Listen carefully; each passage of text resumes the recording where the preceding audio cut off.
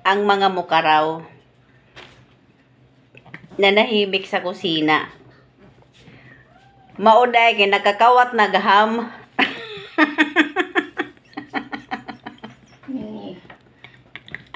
Akin na nga yan. Ito siya. Silang dalawang kapatid niya. Yung isa kasi nandun sa kabila. Ayan, silang dalawa. Pati si Queen Elsa. Ang salarin ng ham.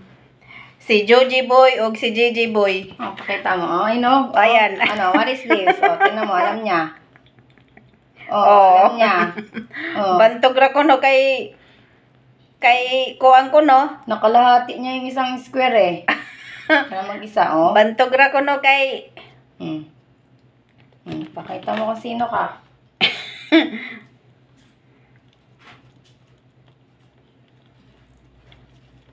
Diba?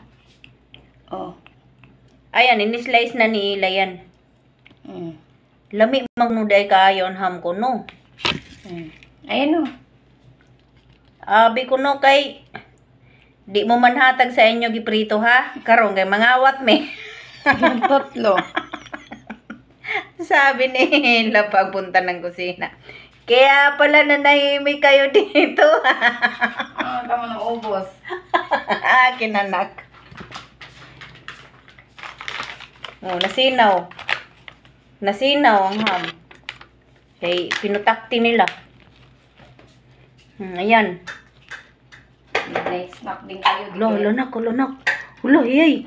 Hiyay, naniguro oh. Sino? Kawatan ka naman kaayo karon. Gigi? Oo. Kawatan ka na? Kawatan ka na kaayo karon ha? Bisag unsa na lay mo kawaton? Susa nga mong Gigi Boy. Aray, pupi. Georgie yan.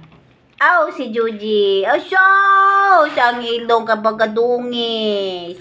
Sige lang, mami. Kaya po bitaw ako, mami. Bahalag dungis ka na nga akong ilong. Kaya po man ako, mami.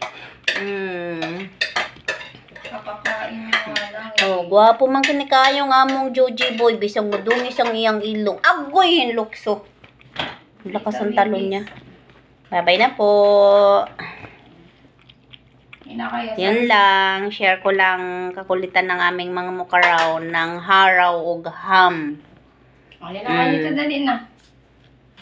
Yan, Gigi. Kadarating ko lang kasi kaya kumain kami ng 1 AM.